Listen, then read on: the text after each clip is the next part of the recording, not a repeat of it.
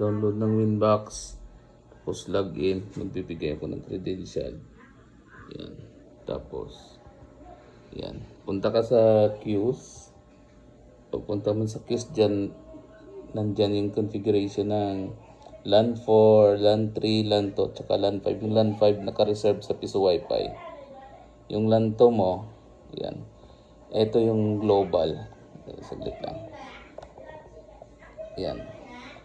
Yung LAN 2 global niya is 50 Mbps. Tapos, kung mayroon kang 20 na clients, paghatian nila yung 50 Mbps, 10 Mbps pa rin yung speed nila. Pag sa LAN 3, same din. Yan. Tapos mayroon tayong browsing gaming na priority. Nakalista na lahat ng mga port ng gaming dyan.